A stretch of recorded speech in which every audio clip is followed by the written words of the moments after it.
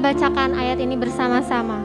Katakan seperti engkau melihat teman saudara yang sedang letih. Ajaklah ia untuk memuji Tuhan. Katakanlah seperti engkau melihat kemuliaan Allah itu. Nehemia 9 ayat 5 sampai 6. Bangunlah, pujilah Tuhan Allahmu dari selama-lamanya sampai selama-lamanya.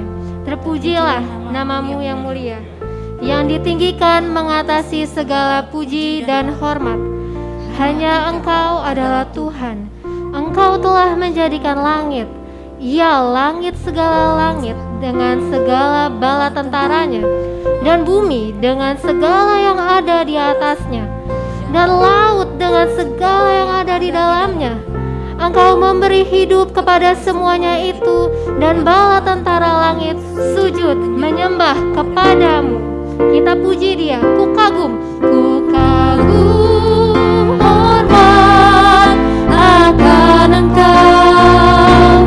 Ku kagum hormat akan Engkau. Kau Allah yang layak dipuji. Ku kagum akan Engkau. Kita nikmati ciptaan Tuhan, kita lihat keagungan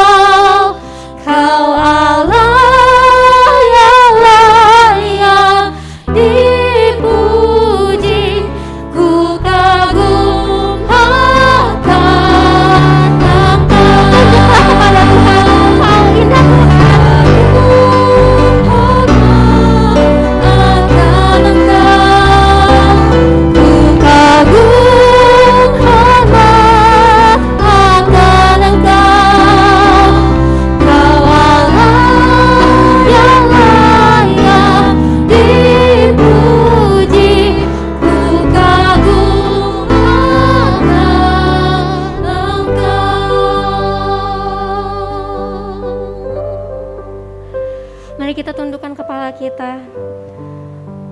Allah Bapa yang di dalam surga, Raja kami, Tuhan Engkau sungguh indah dan kami takut akan Engkau Bapa. Tuhan, sekali lagi Engkau sungguh indah. Kami mengucap syukur atas anugerah yang Tuhan berikan untuk kami. Setiap hal yang boleh kami nikmati di bumi dan di langit, dari selama-lamanya untuk selama-lamanya ya Bapa. Bapa, kami datang ke hadirat-Mu. Layakkan kami Tuhan memuji Engkau, tertunduk menghormati kekaguman Engkau. Bapa, ini kami, hamba-Mu, pelayan-Mu, anak-Mu. Kami mau belajar hari ini, kami mau belajar firman-Mu, kami mau dibentuk berdasarkan kebenaran-Mu. Kami mau bersekutu bersama-sama, membuka suara kami, memuliakan Engkau Bapa. Tolong kami ini Bapa, tolong kami. Dimuliakanlah nama Tuhan, terpujilah nama-Mu. Hanya dalam nama Tuhan Yesus kami berdoa dan mengucap syukur. Amin. Jemaat sekalian, silakan duduk. Yesaya 55 ayat 7 akan mengantar kita ke dalam doa pengakuan dosa dan lagu Above All, atas segalanya, di dalam bahasa Indonesia. Sekali lagi jemaat sekalian, kita akan membacakan ayat bersama-sama. Yesaya 55 ayat 7. Baiklah, orang fasik meninggalkan jalannya dan orang jahat meninggalkan rancangannya. Baiklah ia kembali kepada Tuhan, maka Dia akan mengasihaninya, dan kepada Allah kita, sebab Ia memberi pengampunan dengan limpahannya.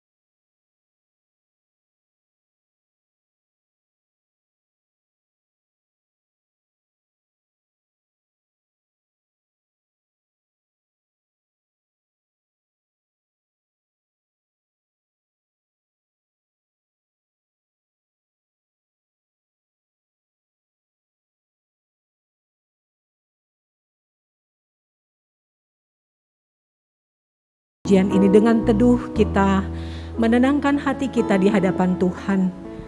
Kita datang kepada Dia, kepada Allah yang memberikan jaminan keselamatan kepada setiap kita manusia yang berdosa, kepada setiap kita manusia yang selalu gagal untuk melakukan apa yang menjadi kehendak Allah, kepada setiap kita manusia yang rapuh, kepada setiap kita manusia yang tidak sempurna, kepada setiap kita manusia yang selalu rindu ingin melakukan kehendak Tuhan, tetapi kita jatuh lagi dan lagi di dosa yang sama.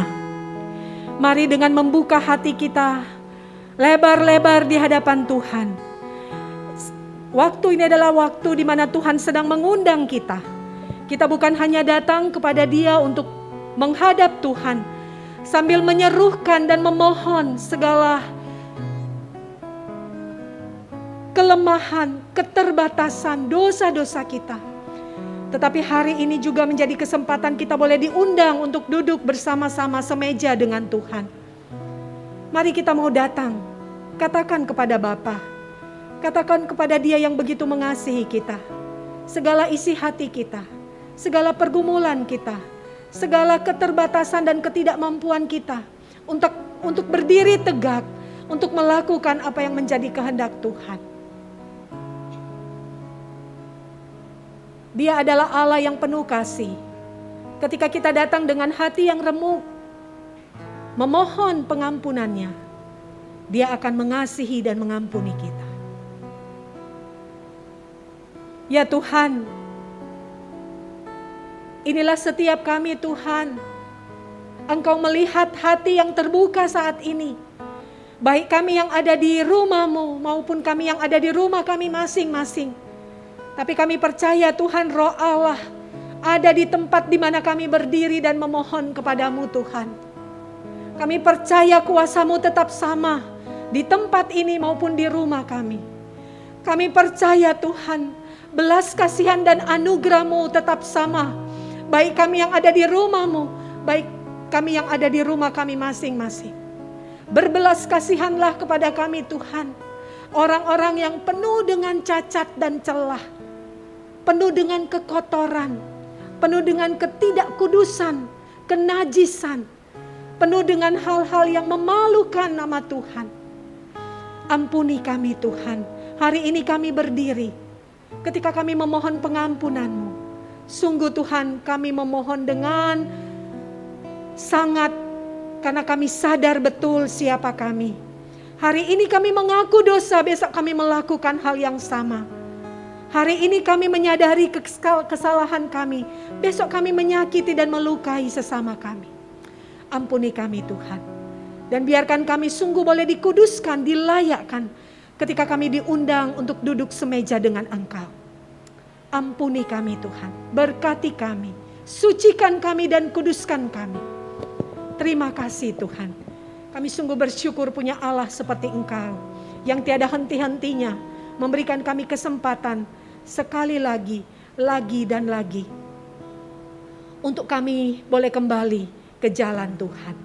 Terima kasih Tuhan. Ini seruan kami, permohonan kami.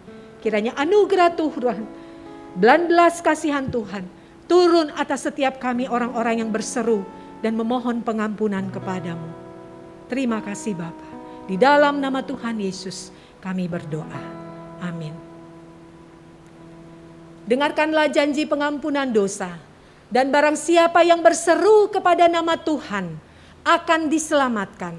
Sebab di Gunung Sion dan di Yerusalem akan ada keselamatan. Seperti yang telah difirmankan Tuhan. Dan setiap orang yang dipanggil Tuhan akan termasuk orang-orang yang terlepas.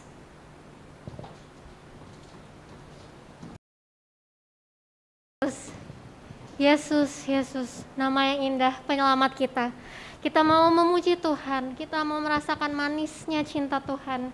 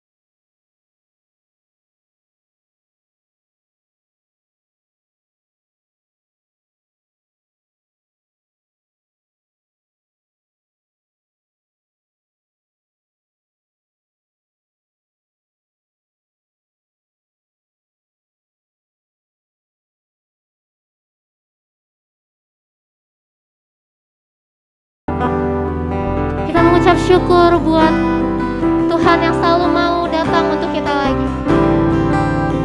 How wonderful God you are. How wonderful, how beautiful, name above every name, exalted. Oh, say it, how wonderful. Yes, how wonderful, Jesus. How beautiful, Jesus, your name. Name above every name. Jesus.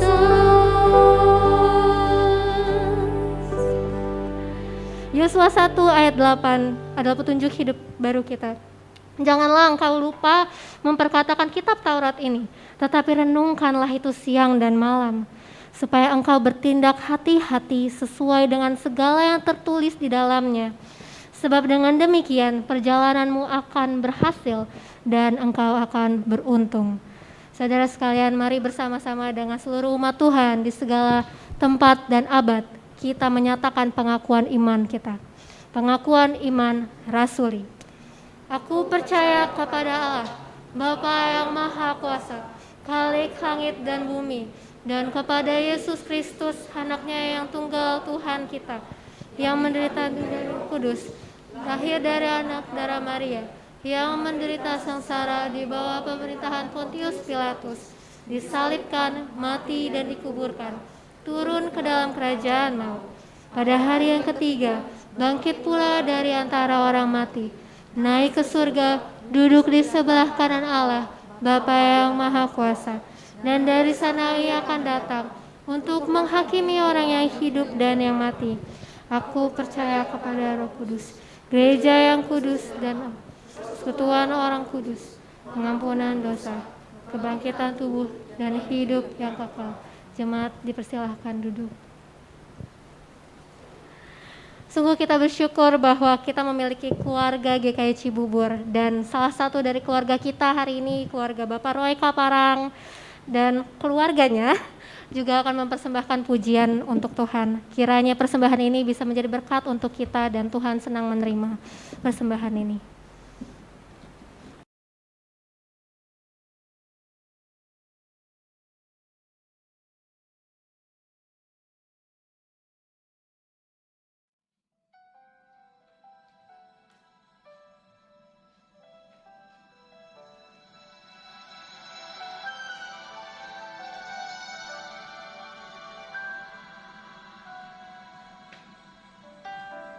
Dengan apa ku membalas kasih-Mu yang ku terima dari-Mu? Dengan apa ku membalas cinta-Mu? Oh Yesusku, ku mau selalu bersyukur, selalu bersyukur. Kau Tuhan yang setia, yang selalu menopang. Ku mau selalu bersyukur, selalu bersyukur. Kau Bapakku yang setia.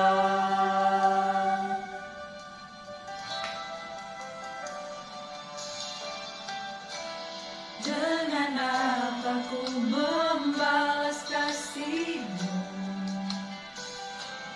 yang ku terima dari-Mu? Dengan apa ku membalas cinta-Mu? Oh Yesusku, ku mau selalu bersyukur, selalu bersyukur. Kau Tuhan yang setia, yang selalu menopang. Ku mau selalu bersyukur, selalu bersyukur. Kau Bapakku yang setia.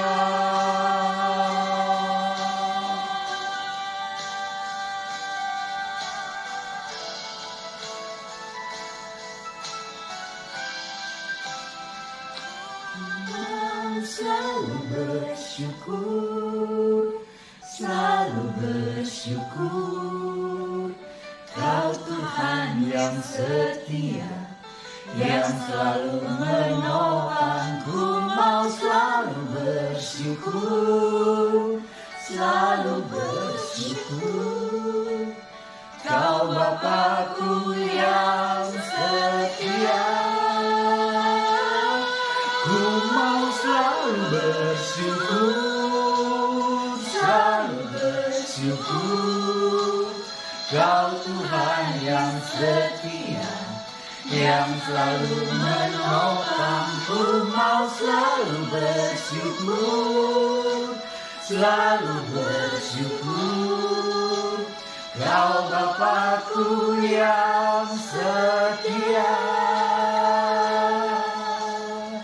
Kau Bapakku yang setia.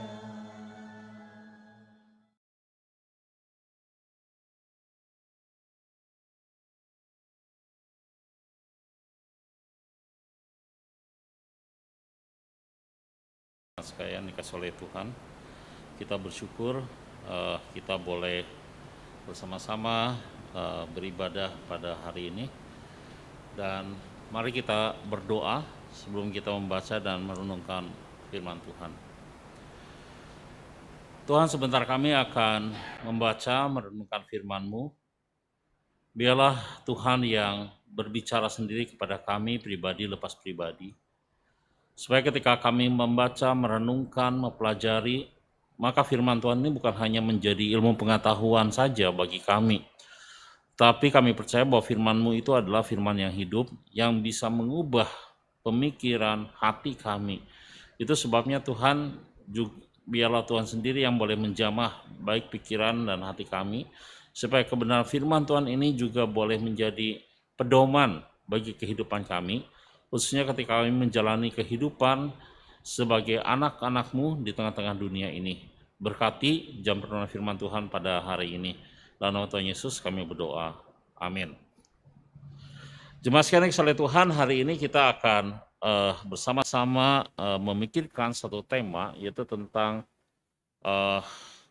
Alkitab di atas tradisi, di dalam tema besar sola scriptura, bahwa hanya Alkitab saja yang menjadi pedoman bagi kehidupan kita.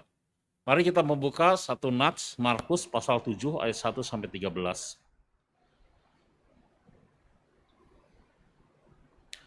Markus pasalnya yang ke-7 ayat 1 hingga ayatnya yang ke-13. Markus pasal 7 ayat 1 sampai 13. Bila sudah menemukan, saya akan membacakan buat kita semua. Markus pasal yang ke-7 ayat 1 hingga ayatnya yang ke-13 berbunyi demikian. Pada suatu kali, serombongan orang Farisi dan beberapa ahli Taurat dari Yerusalem datang menemui Yesus. Mereka melihat bahwa beberapa orang muridnya makan dengan tangan najis, yaitu dengan tangan yang tidak dibasuh. Sebab orang-orang Farisi, seperti orang-orang Yahudi lainnya, tidak makan kalau tidak melakukan pembasuhan tangan lebih dulu. Karena mereka berpegang pada adat istiadat nenek moyang mereka. Dan kalau pulang dari pasar, mereka juga tidak makan kalau tidak lebih dahulu membersihkan dirinya. Banyak warisan lain lagi yang mereka pegang, umpamanya hal mencuci cawan, kendi, dan perkakas-perkakas tembaga. Ayat 5, karena itu orang-orang Farisi dan ahli-ahli Taurat itu bertanya kepadanya mengapa murid-muridmu tidak hidup menurut adat istiadat nenek moyang kita, tetapi makan dengan tangan najis? Jawabnya kepada mereka, benarlah nubuat Yesaya tentang kamu, hai orang-orang munafik, sebab ada tertulis, bangsa ini memuliakan aku dengan bibirnya, padahal hatinya jauh daripadaku. Percuma mereka beribadah kepadaku, sedangkan ajaran yang mereka ajarkan adalah perintah manusia. Perintah Allah kamu abaikan untuk berpegang pada adat istiadat manusia. Yesus berkata pula kepada mereka, sungguh pandai kamu mengesampingkan perintah Allah, supaya kamu dapat memelihara adat istiadatmu sendiri. Karena Musa telah berkata, hormatilah ayahmu dan ibumu, dan siapa yang mengutuki ayahnya dan ibunya harus mati. Tetapi kamu berkata, kalau seorang berkata kepada bapaknya atau ibunya, apa yang ada padaku yang dapat digunakan untuk pemeliharaanmu, sudah digunakan untuk korban, yaitu persembahan kepada Allah. Maka kamu tidak membiarkan lagi berbuat sesuatu pun untuk bapaknya atau ibunya. Dengan demikian, firman Allah, kamu nyatakan tidak berlaku demi adat istiadat yang kamu ikuti itu. Dan banyak hal lain seperti yang kamu lakukan. Sampai demikian pembacaan firman Tuhan. Nah, Bapak, Ibu, dan saudara sekalian dikasihi oleh Tuhan, hari ini kita bersama-sama belajar tentang bagaimana Alkitab seharusnya berada di atas tradisi. Dan mari kita mulai terlebih dahulu, Bapak Ibu sekalian, untuk kita menyamakan persepsi kita terlebih dahulu. Kita akan memikirkan apa itu tradisi. Nah, Bapak Ibu sekalian, tradisi adalah ini. Sesuatu yang ditransmisikan atau yang diserahkan dari satu tangan ke tangan lain untuk dilestarikan. Itu tradisi. Atau kata-kata atau praktik yang diwariskan dari satu orang atau kelompok ke orang lain untuk dilestarikan. Itu tradisi, Bapak Ibu sekalian. Ya. Jadi kalau sesuatu yang kita lakukan terus-menerus secara bersamaan itu kebiasaan. Tapi sebuah kebiasaan yang diwariskan agar itu diteruskan, dilestarikan oleh generasi berikutnya itu adalah tradisi. Ya, jadi tradisi adalah hasil daripada tindakan manusia untuk melestarikan sesuatu. Jadi ini yang harus kita pahami. Tradisi adalah tindakan manusia atau karya manusia untuk melestarikan sesuatu. Entah itu kata-kata, entah itu tindakan atau praktek tertentu yang dilestarikan kepada generasi-generasi berikutnya. Tapi itu adalah karya manusia, itu tradisi. Nah, sekarang mari kita bandingkan dengan Alkitab. Apa itu Alkitab? Kalau kepercayaan kita sama, Bapak Ibu sekalian, maka inilah arti daripada Alkitab. Alkitab itu adalah firman Allah, tulisan yang diinspirasikan oleh Roh Kudus, tulisan yang sempurna dan tidak bersalah. Ini Alkitab. Jadi secara tidak langsung kita mengatakan bahwa Alkitab adalah karya Allah, bukan karya manusia. Alkitab adalah hasil dari tindakan Allah, bukan tindakan manusia. Nah, sekarang mari kita berpikir sederhana.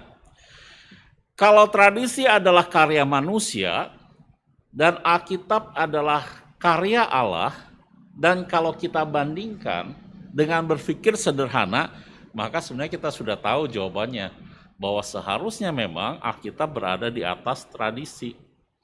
Kita sedang membandingkan antara Allah dan manusia.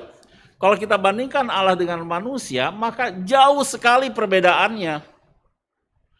Maka sangat salah kalau seandainya kita membalikan hal ini. Tradisi berada di atas Alkitab. Karena secara sederhana saja, melalui pemahaman kita yang sederhana, seharusnya kita mengerti bahwa Alkitab memang harusnya ada di atas tradisi. Karena Alkitab adalah karya Allah tradisi adalah karya manusia, dan ini perbedaannya sangat jauh sekali. Ya. Nah, sekarang mari kita kembali ke tema kita, itu masalah definisi. Tema kita adalah Alkitab di atas tradisi. Apa artinya? Artinya ini, Bapak Ibu sekalian. Ini juga kita perlu menyamakan persepsi terlebih dahulu. Ketika kita mengatakan bahwa Alkitab di atas tradisi, maka bukan berarti bahwa tradisi itu tidak penting. Ingat ya, ini perlu digarisbawahi. Ketika kita mengatakan Alkitab ada di atas tradisi dan jaraknya begitu jauh karena Alkitab adalah karya Allah, sedangkan tradisi adalah karya manusia, tetapi sebagai orang-orang yang percaya kepada Tuhan, yang memegang teguh kepada kebenaran firman Tuhan yaitu Alkitab, maka kita harus memahami bahwa pernyataan ini bukan berarti mengatakan bahwa tradisi itu tidak penting.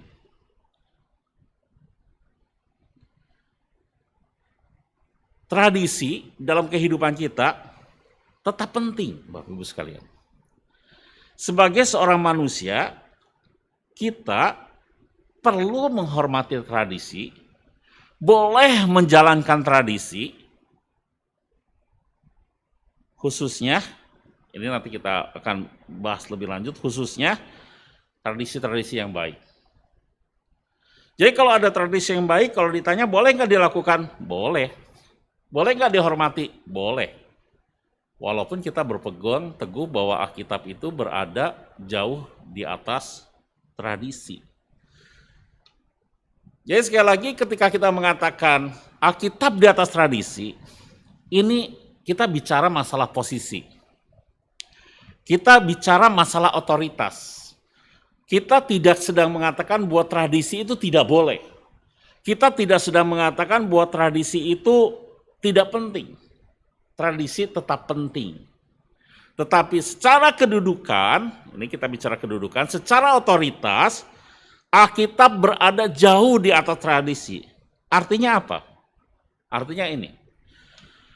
Artinya, kalau Alkitab berada di atas tradisi, artinya, maka tradisi tidak boleh disamakan dengan Alkitab. Karena Alkitab berada di atas tradisi, maka tradisi tidak bisa disamakan dengan Alkitab. Atau kita tidak boleh menempatkan tradisi di atas Alkitab. Bahkan kita tidak boleh mengganti peran Alkitab dalam hidup kita dengan tradisi. Sekali lagi ya, Bapak Ibu sekalian. Ketika kita mengatakan bahwa Alkitab berada di atas tradisi, yang pertama bukan berarti tradisi itu tidak penting. Kita boleh menghormati tradisi, kita boleh menjalankan tradisi, khususnya tradisi-tradisi yang baik. Begitu ya. Tetapi karena Alkitab berada di atas tradisi, otoritasnya lebih tinggi, maka pertama, kita tidak boleh menyamakan tradisi dengan Alkitab secara otoritas. Kedua, kita tidak boleh mengganti peran Alkitab dalam kehidupan kita dengan tradisi. Ketiga, kita tidak boleh menempatkan tradisi di atas Alkitab. Sebaliknya, kita justru harus menundukkan tradisi di bawah Alkitab. Jadi tradisi harus ditundukkan pada Alkitab. Nah, kesalahan membuat tradisi melebihi Alkitab secara otoritas itu adalah kesalahan yang dilakukan oleh orang-orang Farisi, oleh kebanyakan orang Yahudi, oleh ahli-ahli Taurat dari perikop yang kita baca tadi. Tuhan Yesus menegur mereka, mengkritik mereka karena mereka sedang melakukan hal ini. Mereka sedang mengganti Alkitab dengan tradisi. Mereka dengan sengaja menggeser Alkitab dengan tradisi. Nah, mari Bapak Ibu sekalian kita kembali ke teks yang tadi kita baca bersama-sama. Dan kita akan lihat Bapak Ibu sekalian bagaimana Tuhan Yesus memperlihatkan kepada kita bahwa orang-orang Yahudi, ahli-ahli Taurat, orang Farisi, itu sedang menggantikan Alkitab dengan tradisi. Kita lihat, pertama-tama kita lihat ayat 1. Di ayat 1, kita melihat bahwa kisah ini dimulai ketika ada serombongan orang-orang Farisi dan beberapa ahli Taurat menemui Tuhan Yesus. Ya, ayat 1 dengan jelas. Ada serombongan orang Farisi, beberapa ahli Taurat menemui Tuhan Yesus. Kenapa mereka menemui Tuhan Yesus? Alasannya adalah ayat 2. Karena mereka melihat beberapa orang murid dari Tuhan Yesus makan dengan tangan najis, yaitu makan dengan tangan yang tidak dibasuh. Itu yang mereka lihat. Lalu mereka mempertanyakan hal ini kepada Tuhan Yesus. Karena walau bagaimanapun pada saat itu Tuhan Yesus dianggap sebagai guru daripada murid-muridnya, artinya sebagai sosok yang seharusnya mengajarkan adat istiadat kepada murid-muridnya. Sebagai sosok yang dianggap bertanggung jawab terhadap tindakan para muridnya. Maka mereka bertanya kepada Tuhan Yesus, mengapa para murid melakukan hal itu? Makan tanpa membasuh tangan, dan engkau gurunya membiarkan hal itu terjadi.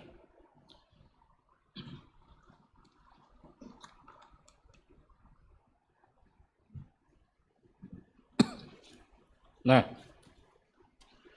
jadi pertama-tama mereka datang kepada Tuhan Yesus untuk hal ini, kan? Kenapa mereka menegur, Bapak Ibu sekalian, bertanya kepada Tuhan Yesus? Tentu kalau kita memperhatikan di ayatnya yang kelima, Bapak Ibu sekalian, maka itu dengan jelas alasannya ini bukan masalah karena pada saat itu sedang PPKM, jadi harus ada protokol kesehatan, rajin-rajin cuci tangan. Bukan. Mereka menegurnya bukan karena masalah kesehatan, bukan karena masalah higienitas, tetapi ayat 5 dengan jelas, karena mereka tidak hidup menurut adat istiadat. Jadi ini bukan masalah protokol kesehatan, ini masalah protokol adat istiadat. Ya, kita perhatikan ayat 5 itu, bahwa mereka tidak hidup menurut adat istiadat. Jadi pada saat itu kelihatannya ada adat untuk membasuh tangan sebelum makan. Ya, kita perhatikan misalnya ayat 3. Ayat 3 mengatakan bahwa orang Farisi itu, orang Yahudi punya kebiasaan berpegang pada adat istiadat mereka, yaitu membasuh tangan terlebih dahulu sebelum makan. Kan? Dan itu bagian pada warisan, bagian dari tradisi yang mereka lakukan di dalam kehidupan mereka. Nah, bagi orang Yahudi ternyata tidak mencuci tangan sebelum makan itu haram hukumnya. Jadi kita sering mendengar kata haram, Bapak Ibu sekalian, di hari ini ternyata orang Yahudi juga sering mengatakan hal itu. Tidak cuci tangan sebelum makan itu haram hukumnya. Jadi sekali lagi bukan masalah kesehatan. Ini masalah haram dan halal di dalam kehidupan menjalankan tradisi. Dan itu dianggap sebagai pelanggaran tradisi atau pelanggaran adat istiadat mereka. Nah, sebagai info Bapak Ibu sekalian, masalah cuci tangan buat orang Yahudi itu yang menurut adat istiadat itu bukan masalah membasuh tangan dengan air saja. Bukan. Saya akan infokan ini, sedikit saja tata cara orang Yahudi bagaimana menjalankan protokol tradisi dalam mencuci tangan. Pertama, mereka harus memastikan tangan bersih dari kotoran. Kalau ada debu, ada pasir, karena mereka pasti daerahnya berpasir, maka itu harus dibersihkan. Seperti biasa, sama sebenarnya ini ya. Kalau ada debu, itu dibersihkan. Kedua, mereka harus memastikan air yang dipakai untuk membasuh tangan itu ditaruh di tempat yang benar. Ada tempat khusus, biasanya bejana batu yang besar, gitu kan? Dan itu harus ditaruh di tempat yang benar. Ketiga, air yang dipakai untuk mencuci tangan hanya dikhususkan untuk cuci tangan. Jadi nggak boleh dipakai untuk keperluan yang lain. Misalnya membersihkan piring, membersihkan muka, nggak boleh, gitu kan? Air itu khusus untuk mencuci tangan, tidak boleh dipakai untuk keperluan lain. Dan yang keempat, air itu harus dijaga supaya tidak ada terkontaminasi oleh kotoran atau unsur lain. Jadi kalau kita udah sediakan air untuk cuci tangan, tiba-tiba ada nyamuk, tak mati masuk ke situ, atau kecoa berenang di situ, itu air itu sudah tidak halal, harus diganti, harus dibersihkan, gitu kan? Jadi ini bukan masalah membersihkan tangan begitu saja. Saya kira gitu ya, saya kira Bapak Ibu sekalian, walaupun Alkitab tidak menulisnya, tetapi saya kira kemungkinan besar murid-murid tetap membersihkan tangannya sih. Saya kira ya, karena ini Alkitab tidak tulis. Karena mungkin kalau kita berpikir sederhana, kita akan mengatakan, wah murid-murid ini jorok sekali gitu, makan tanpa cuci tangan, begitu ya. Saya kira mereka membersihkan tangannya, Bapak Ibu sekalian, membersihkan tangannya. Debu-debu, ada pasir, pasti mereka nggak langsung makan sih ya, sebagai manusia pasti mereka menjaga kesehatan, saya kira demikian. Tetapi masalahnya mereka tidak membersihkan tangannya, tidak membasuh tangannya menurut adat istiadat. Mungkin mereka hanya membersihkan tangannya dengan mengepuk-ngepukkan atau pakai air biasa, begitu kan? Tidak pakai air yang khusus, mungkin saja begitu. Tetapi intinya, pada waktu murid-murid dianggap tidak membasuh tangan, mereka tidak membasuh tangan sesuai dengan tradisi mereka. Mungkin tidak dengan air yang khusus, mungkin tidak memakai tempat yang khusus untuk mencuci tangan, sehingga itu dianggap sebagai tindakan yang haram oleh orang-orang Yahudi. Orang Yahudi ini memang banyak sekali Bapak Ibu sekalian ada istiadatnya. Tadi kalau kita melihat ayat 4 ada beberapa ada istiadat untuk mencuci cawan, mencuci ini, mencuci itu. Dan kita melihat Bapak Ibu sekalian bahwa banyak sekali sebenarnya adat istiadat. Jadi cuci tangan ini masalah satu saja ada istiadat. Kalau kita lihat Bapak Ibu, kurang lebih orang Farisi atau orang Yahudi ini punya sekitar 246 perintah dan 365 larangan. Banyak sekali. Dan pekerjaan orang Farisi adalah mereka mencoba atau berusaha untuk melakukan dengan benar baik perintah atau larangan itu. Itu orang Farisi. Ada begitu banyak perintah, ada begitu banyak larangan. Jadi mencuci tangan itu hanya salah satu perintah atau larangan dari adat istiadat orang Yahudi. Ya. Jadi sekali lagi yang dikritik oleh mereka itu adalah murid-murid tidak mencuci tangan dan itu melanggar tradisi mereka. Lalu kita melihat respon Tuhan Yesus. Apa respon Tuhan Yesus? Yang pertama Tuhan Yesus merespon menyebut mereka sebagai orang-orang yang munafik. Itu di ayat yang ke-6. Mereka disebut sebagai orang-orang munafik karena ternyata mereka dengan tradisinya berusaha untuk memuliakan Allah, tapi Tuhan Yesus katakan bahwa hatinya itu jauh daripada Tuhan. Ayat ini menarik karena memberikan kontras. Orang Yahudi sedang memuliakan Allah, tapi hatinya jauh dari Tuhan. Ini tidak sinkron. Ini ironis Bapak Ibu sekalian. Tetapi nyata, karena mungkin kita pun bisa jadi mengalami, bukan? Kita adalah orang-orang yang disebut sebagai orang-orang yang memuliakan Allah, bukan? Kita menyanyi untuk memuliakan Allah, kita hidup memberi teladan untuk memuliakan Allah, tetapi bisa jadi hati kita tidak menempel kepada Allah. Bisa jadi kita hanya melakukan semua upacara keagamaan ini sekedar melakukan. Sekedar karena kita tradisi untuk melakukan upacara keagamaan, tapi hati kita tidak nempel kepada Allah. Nah ini yang dialami oleh yang kondisi orang-orang Farisi, orang-orang Yahudi. Mereka memuliakan Allah, tapi hatinya jauh daripada Allah. hal yang sangat ironis sekali. Mengapa Tuhan Yesus menyebut mereka seperti itu sebagai orang-orang munafik? Perhatikan ayat 7. Ayat 7, Tuhan Yesus mengatakan demikian, bahwa tindakan itu mereka lakukan karena ini. Mereka melakukan segala semua yang berbau tradisi itu, yang mereka lakukan ternyata itu adalah ajaran manusia, perintah manusia, bukan perintah Allah. Dan yang terjadi adalah mereka justru mengabaikan perintah Allah. Kata mengabaikan di ayat 8 itu sama dengan kata meninggalkan, menceraikan, menurunkan. Jadi ini yang mereka lakukan. Mereka melakukan tradisi dan mereka mengabaikan perintah Allah. Itu sebabnya hati mereka jauh daripada Tuhan. Kalau kita melihat ayat yang ke-9, lebih jelas lagi. Tuhan Yesus mengatakan mereka bukan hanya mengabaikan, tetapi mereka mengesampingkan. Kata asli daripada mengesampingkan itu bisa diartikan menolak, menganggap tidak perlu. Jadi itulah yang terjadi di kehidupan orang-orang Farisi. Ayat 13 lebih jelas lagi. Mereka menyatakan firman Allah tidak berlaku buat mereka.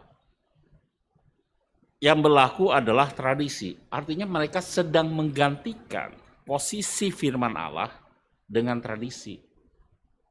Nah, Bapak Ibu sekalian, kita lihat inilah yang akhirnya dilihat oleh Tuhan Yesus dari kehidupan orang-orang Yahudi.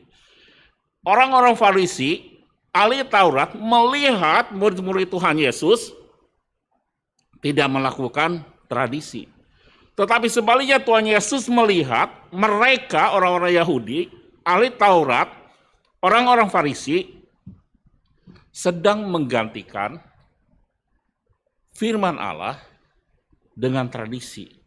Mereka menganggap tradisi itu tidak berlaku. Mereka dengan sengaja menyingkirkan tradisi.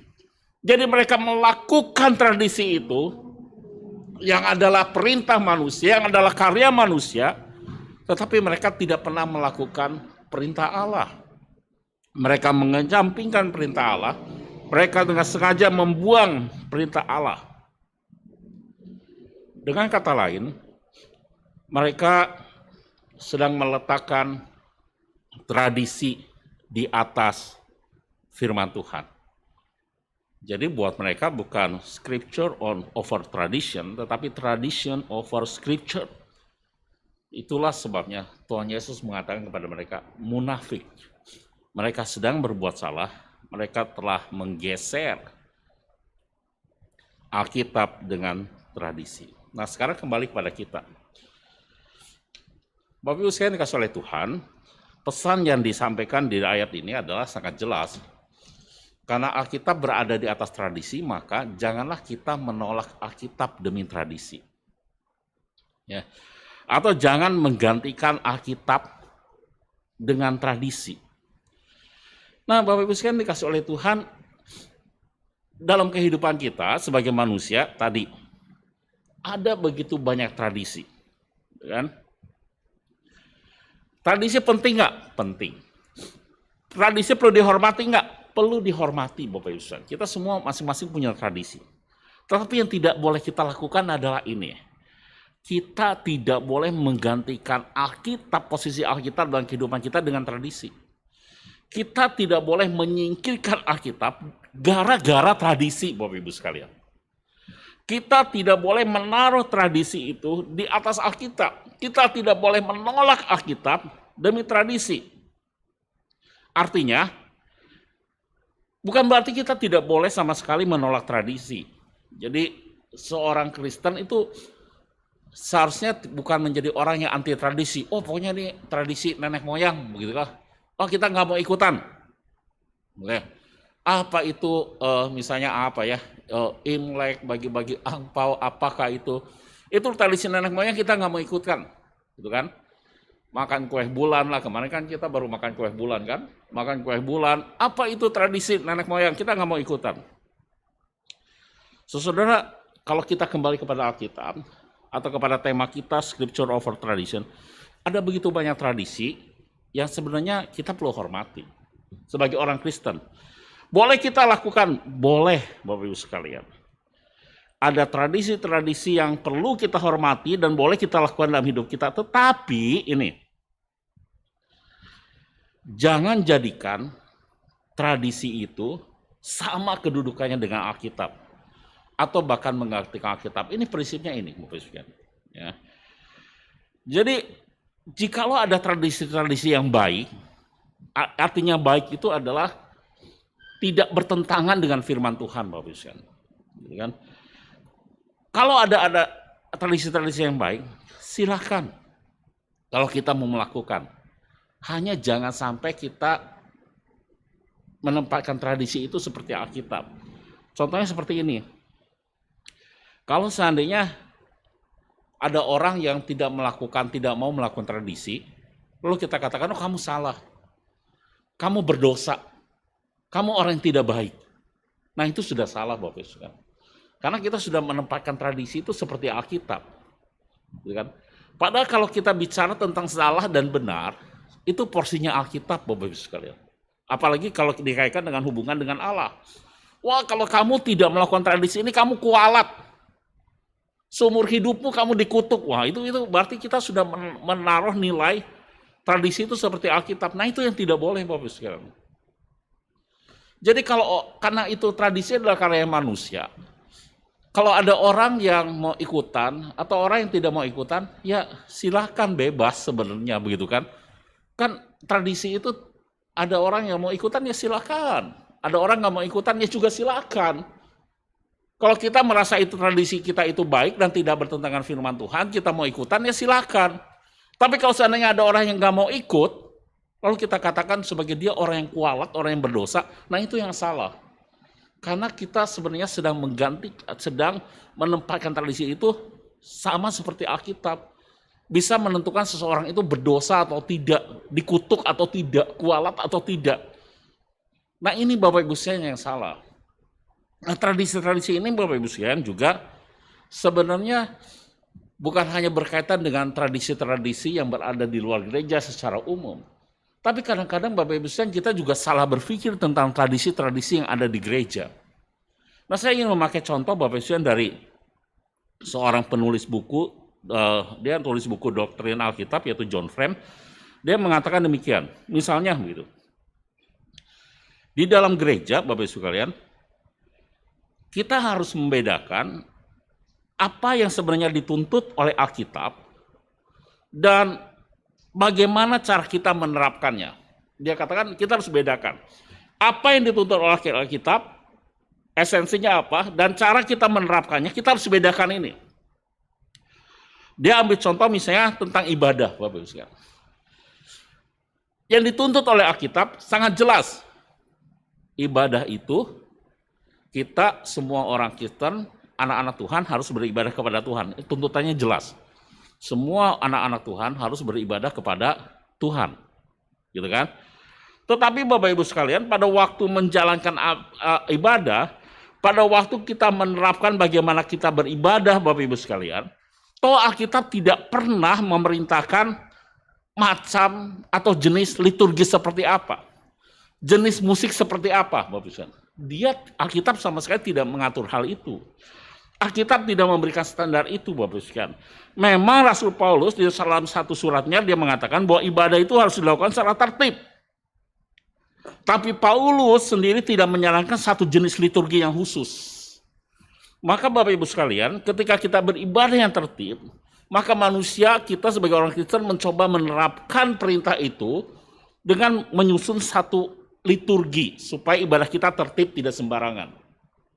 Tapi susunan liturgi itu sendiri bukan sesuatu yang ditetapkan oleh Alkitab. Alkitab hanya menerapkan bahwa kita harus beribadah kepada Tuhan. Liturgi itu masalah penerapannya. Walaupun liturgi itu sudah menjadi tradisi, karena diwariskan, dilestarikan dari berbagai generasi, kita liturgi GKY itu kan terus-menerus Bapak Ibu sekalian dilanjutkan bahwa liturgi itu harus begitu, tetapi liturgi itu bukan standar Alkitab.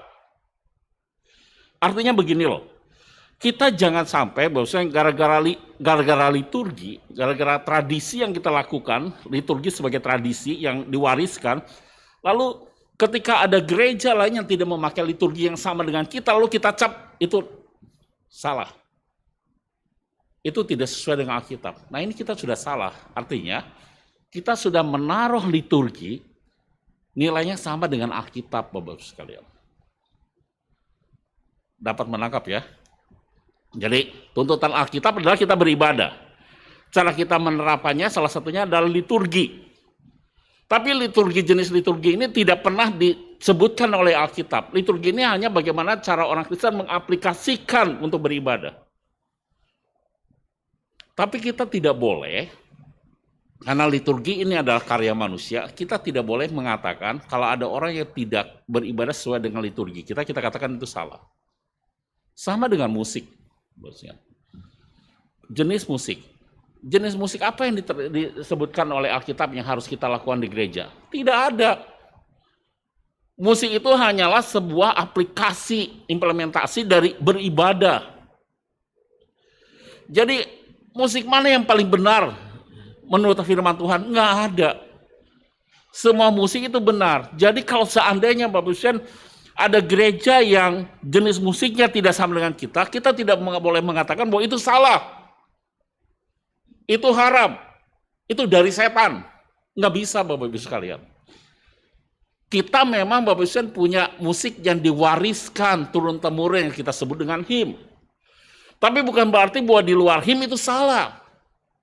Nggak ada Bapak Ibu sekalian dasar Alkitabnya. Kita tidak bisa mengatakan bahwa jenis musik yang benar itu adalah seperti yang kita lakukan sekarang. Kalau ada gereja yang pakai gamelan, kalau ada gereja yang ibadahnya pakai dangdut, lalu kita katakan itu salah. Atau kalau gereja ada yang memakai jenis musik rock, lalu kita katakan itu dari setan. Artinya, kalau kita melakukan itu, kita sedang menggantikan Alkitab dengan jenis musik yang kita pikirkan.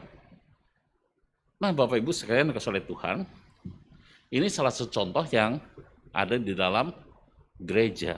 Jadi sekali lagi Bapak Ibu sekalian,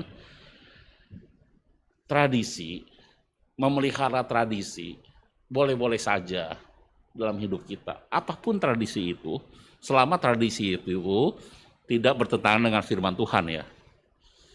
Kalau itu baik dan tidak bertentangan dengan firman, silakan lakukan. Tapi ini, dalam waktu melakukan tradisi, jangan menaruh tradisi itu di atas Alkitab.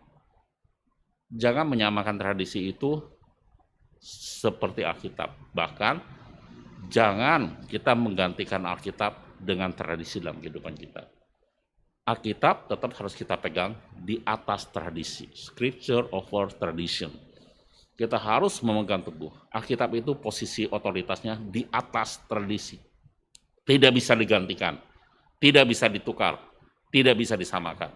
Jadi janganlah kita berlaku seperti orang Farisi yang telah menggantikan firman Tuhan dengan tradisi. Biarlah itu menjadi pedoman buat kehidupan kita.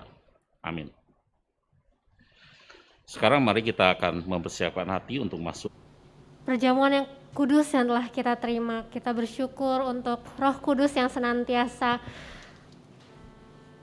membantu kita berakar dalam firman Tuhan. Kita juga mengucap syukur kalau kasih Tuhan itu bukan tradisi yang Tuhan kasih buat kita, tapi sungguh-sungguh karena Tuhan cinta pada kita.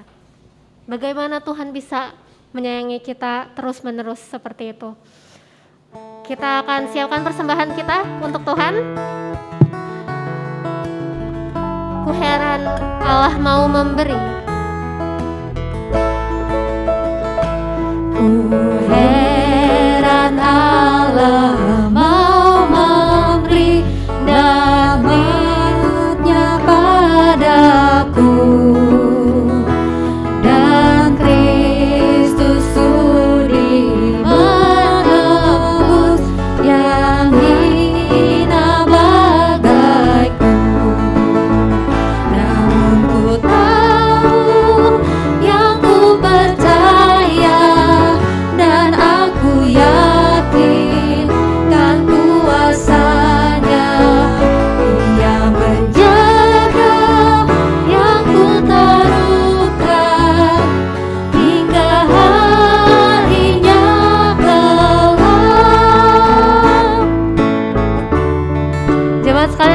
selesai memberikan persembahannya, saya ajak untuk bangkit berdiri. Kita akan nyanyikan bait yang kedua bersama-sama lagi. Kita kagumi Dia, bagaimana cara Dia mengasihi kita begitu dalamnya, dan bagaimana kita bisa memberikan persembahan yang layak untuk Tuhan. Ini iman kami Tuhan. Heran oleh rahmat-Nya, hatiku beriman, dan oleh kuasa sabda-Nya jiwaku pun tenteram. Namun ku tahu yang ku percaya, dan aku yakin kan kuasa-Nya. Ia menjaga yang ku taruhkan hingga harinya kelak. Namun ku tahu yang ku percaya, dan aku yakin kan kuasa-Nya. Ia menjaga yang ku taruhkan hingga harinya kelak. Kita bersatu dalam doa. Bapa kami yang ada dalam surga, kami mengucap syukur untuk berkat anugerah yang Tuhan limpahkan buat kami. Tuhan, kami juga yakin dan percaya bahwa Engkau menjaga iman kami senantiasa. Engkau memimpin kami sampai waktunya nanti kami bisa melihat Engkau lagi ya Bapa. Tuhan, kiranya sampai pada waktu itu kami boleh sungguh-sungguh memberikan hidup yang terbaik, memberikan apa yang bisa kami lakukan dengan sungguh-sungguh Tuhan, dengan bantuan Roh-Mu Bapa. Kami mohon bentuk hati kami tulus agar dapat menyenangkan hati Tuhan. Terima kasih Tuhan, terimalah persembahan ini. Hanya dalam nama Tuhan Yesus kami berdoa dan mengucap syukur. Amin. Jemaat dipersilakan untuk duduk.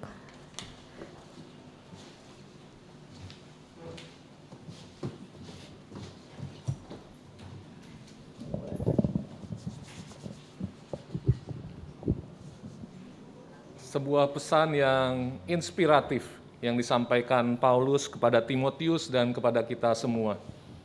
Itu, ku tahu yang ku percaya. Dia tahu anugerah Tuhan, dia tahu siapa Tuhannya. Nah, itulah yang membuat dia terus hidup di dalam penyertaan dan pimpinannya. Bersyukur kepada Tuhan bahwa senantiasa kita mendapatkan dan mengalami anugerah Tuhan di dalam kehidupan kita. Hari ini kita boleh diundang untuk bersama-sama mengingat kasih Tuhan, anugerah Tuhan. Dan biarlah kita semakin diteguhkan di dalam perjalanan mengiring Dia. Saya berterima kasih secara khusus kepada Pendeta Rian yang sudah menyampaikan firman Tuhan dengan sangat baik dan juga memimpin perjamuan kudus. Tuhan kiranya memberkati pelayanan Parian dan juga keluarga. Dan hadir di tengah kita juga ada Guru Injil Hendra yang tadinya akan menerjemahkan ke dalam bahasa Mandarin. Nggak, bercanda. Rekan-rekan sekalian, terima kasih untuk pelayanan yang kita bersama lakukan dan teruslah bersama untuk melihat penyertaan Tuhan yang indah di dalam kehidupan kita. Dan mari kita menyimak kegiatan-kegiatan yang dilakukan di tengah-tengah gereja kita. Di hari Rabu ini kita akan bersama belajar tentang satu tema, pra-reformasi. Seorang tokoh yang disebut The Singing Martyrian. Martir yang bernyanyi, John Huss. John Huss ini ketika dia dipaksa untuk menyangkal apa yang diyakininya, tapi dia tetap percaya kepada Tuhannya. Dia dieksekusi dengan dibakar hidup-hidup, tetapi di dalam proses itu, dia tetap menyanyi, memuji Tuhan. Mari kita bersama-sama mengikuti ibadah doa ini di hari Rabu 6 Oktober jam 19.30. Komisi Kaleb akan mengangkat tema, Nuh, seorang yang benar dan tidak bercela. Guru Injil Marta akan membawakan tema ini hari Jumat pukul 10, 8 Oktober. Youth GKI Cibubur akan kembali hadir di minggu mendatang, di minggu kedua dengan tema God's Grace. When you are trying too hard to be good enough, Dan Guru Injil Nikolaus Daki akan menyampaikan tema ini. Rekan-rekan youth, tolong catat Minggu 10 Oktober pukul 9.30. Dan bagi kita juga yang tertarik dengan tema ini, mari kita sama-sama ikuti. Dan bersama-sama doa juga untuk saudara-saudara kita Youth GKI Cibubur, agar terus boleh bertumbuh, agar terus hidup di dalam penyertaan dan berkat Tuhan. Jadwal penata layanan untuk minggu mendatang, di tanggal 10, pengkhotbah saya dan liturgis adalah Pasenbun, pemusik Ibu Lucy dan tim, singers Ibu Evi dan Ibu Natali, dan live streaming Saudara Denny, soundman Saudara Harry, dan multimedia Ibu Lisa, persembahan pujian dari Ibu Yungnani. Dan jangan lupa saudara sekalian, ada sebuah acara yang penting di tanggal 30 Oktober nanti, hari Sabtu, pukul 10 sampai 11.30, yaitu sebuah seminar profesi mengenai etos kerja, pekerjaan, dan pelayanan, untuk kita bisa menggali potensi diri mencapai sebuah excellences, yaitu sebuah tema yang akan dibawakan oleh penginjil Angelin Chia. Beliau seperti ada di layar, seorang praktisi yang juga seorang hamba Tuhan yang menggeluti di dalam bidang ini. Oleh sebab itu bagi kita, mari saya undang untuk bersama-sama catat tanggal ini dan kita bersama-sama berpartisipasi di dalamnya untuk sekali lagi melihat apa yang Tuhan berikan di dalam diri kita. Potensi, karunia, talenta untuk kita bisa kembangkan, untuk kita bisa menyatakan bahwa kita anak Tuhan yang ingin memuliakan Tuhan lewat apa yang kita miliki, yang diberikan oleh Tuhan. Demikian saudara sekalian, mari saya mengajak kita untuk sama-sama bangkit berdiri dengan percaya bahwa ketika kita menyerahkan hidup kita kepada Tuhan dan percaya kepadanya, maka Ia akan bertindak. Mari kita sama-sama berdoa untuk gereja kita, agar terus ada iman percaya yang tumbuh, agar terus ada semangat untuk bereformasi, ada semangat untuk terus mengalami perubahan, semakin lama semakin seperti Kristus. Bulan ini kita mengangkat satu tema reformasi. Mari kita sama-sama ingat bahwa panggilan kita adalah terus mengalami perubahan, sedikit demi sedikit, untuk semakin serupa dengan Tuhan. Biar panggilan itu kita respon dengan sepadan, dengan terus berusaha. Dan yang kedua, mari kita berdoa untuk kondisi negara kita. Kita doakan agar apa yang sudah dilakukan oleh pemerintah, penanganan COVID dan juga ekonomi yang kembali boleh bangkit, itu menjadi sesuatu yang terjadi. Dan kita semua ikut berpartisipasi di dalamnya. Mari sama-sama kita berdoa untuk dua pokok doa yang sudah saya bagikan. Mari kita berdoa. Tuhan, kami sangat bersyukur untuk kebaikan Tuhan. Kami bersyukur Tuhan peduli terhadap kami.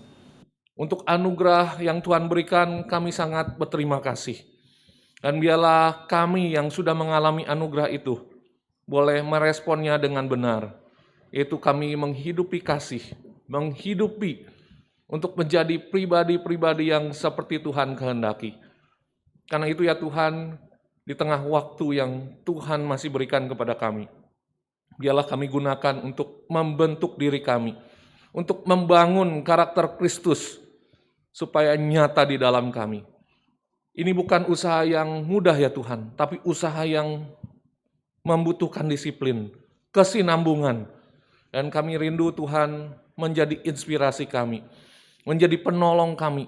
Ketika mungkin kami seringkali mengalami lemah, mengalami begitu banyak distraksi. Tetapi biarlah kami kembali boleh menemukan semangat. Kami boleh menemukan tujuan kami. Dan kami menjalani itu dengan benar. Kiranya dengan kami terus berjalan ke arah itu, kami dikuatkan. Kami tahu apa yang kami percaya, sehingga kami menjalani kehidupan kami seturut dengan kehendak-Mu. Kami juga berdoa membawa ya Tuhan, apa yang kami lihat, apa yang kami alami sehari-hari. Di tengah pandemi begitu banyak hal berubah. Tetapi kami melihat ada hal yang lebih baik setiap harinya. Dan kami sangat bersyukur ya Tuhan, ketika kinerja pemerintahan kami melalui PPKM dan sebagainya sudah menunjukkan hasil-hasil yang positif. Dan biarlah ini boleh terus berkesinambungan, terus boleh berlanjut. Dengan setiap kami juga ikut ambil bagian di dalamnya. Disiplin menjaga diri kami di dalam protokol kesehatan.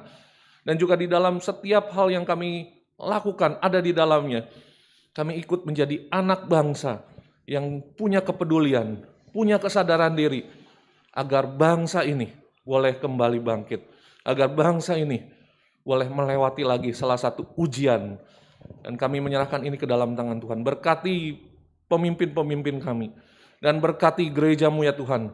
Agar setiap kami sebagai bagian daripada bangsa ini ikut serta juga di dalam menyukseskan tujuan dan setiap kebijakan-kebijakan pemerintah. Terima kasih Tuhan. Inilah kami, harapan kami. Kami hanya serahkan di dalam Kristus Yesus, Tuhan Juru Selamat kami yang hidup. Amin. Berita pengutusan kita terambil dari Filipi pasal yang pertama, ayat yang ke-27. Hanya hendaklah hidupmu berpadanan dengan Injil Kristus, supaya apabila aku datang, aku melihat. Dan apabila aku tidak datang, aku mendengar bahwa kamu teguh berdiri dalam satu roh dan sehati sejiwa, berjuang untuk iman yang timbul dari berita Injil. Doksologi. Puji Allah Bapa Putra, puji Allah Roh Kudus, ketiganya yang esa. Pohon selamat sumber berkah. Amin.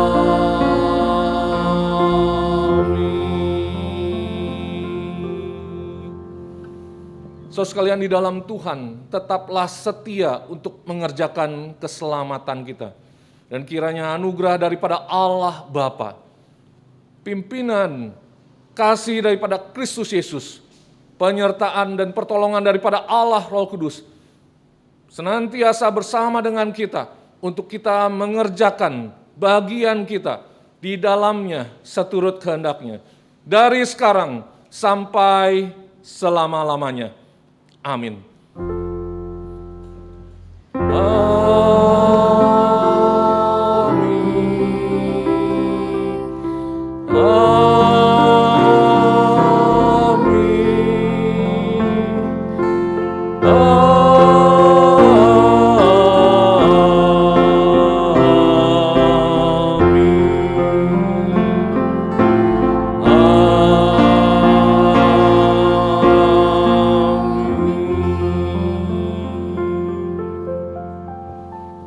Silakan duduk saudara sekalian. Ibadah kita selesai, silakan mengambil waktu teduh. Tuhan Yesus memberkati dan selamat berhari Minggu.